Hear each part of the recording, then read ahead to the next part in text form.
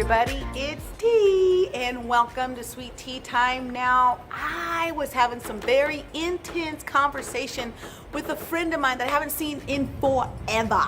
And we were talking about our past, we were talking about some of the things that have happened to us and how we dealt with them. And what came out of that conversation is the fact that bitterness is a serial killer.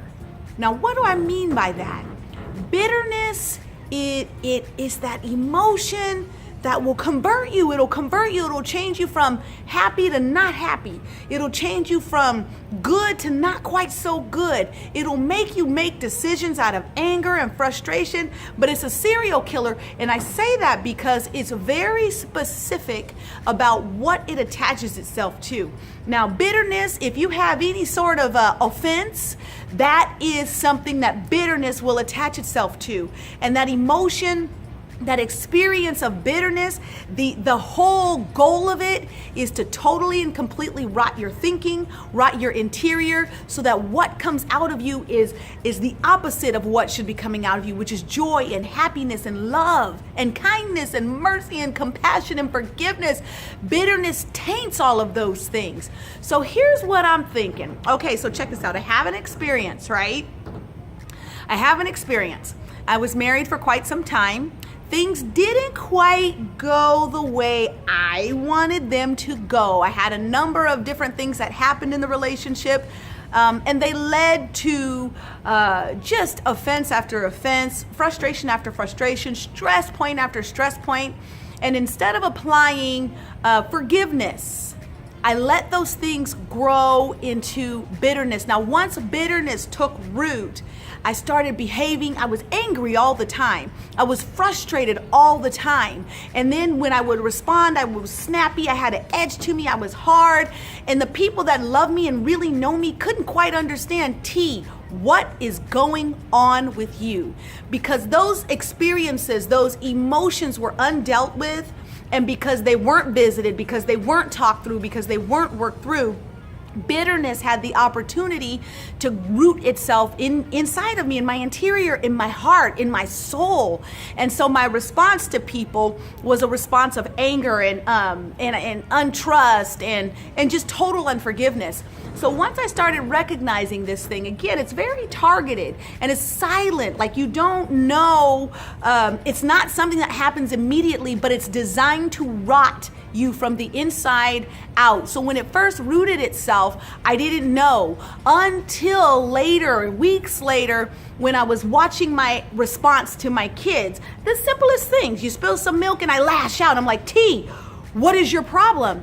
That root of bitterness sprung up and grew into a full-grown, functioning plant, a mechanism in my life, and it was controlling my thoughts. It was controlling whether or not I would go a certain place. It was controlling my ability to receive love, to receive finances, to receive resources. This thing is designed to stop your growth, stop your success, and stop you from receiving and giving love to the people that are around you, to the people who really, really need it. So, how do you identify bitterness? It's bitter. So, if you're having experiences like anger, I mean, like just anger, like you're kind of watching yourself and like, why are you really so angry? This is a small thing. Check your bitterness. Check and see if you have that in your system someplace. If you're doing situations like you just are having a hard time receiving from people, check yourself for bitterness. How do you get rid of it? Easy. You ready for this? You gotta love. You gotta forgive. I mean, you have to overdose on those things in order to get rid of that one thing. You have to have mercy. You have to have kindness. I mean, go out of your way to be kind, to be giving, to be loving, because that's what will root this out of your system. And trust me, you don't want to live a life bitter. Have you ever seen that person in the car next to you or walking down the mall and their face is just sour and they just don't look like they're having a happy life? Bitterness.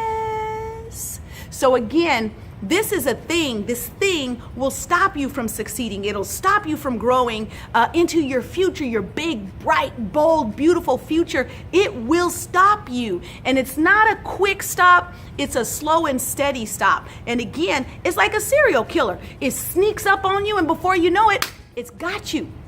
Your dreams are dead. Your goals are dead, relationships are dead. It really does taint you from the inside out. So my recommendation, my practical advice to you ready for this, is so easy. Well, I think it just depends on who you're doing it with. Yeah, I gotta rephrase that a little bit. You might have to fight for this one a little bit, depending on how much you got flowing in your system.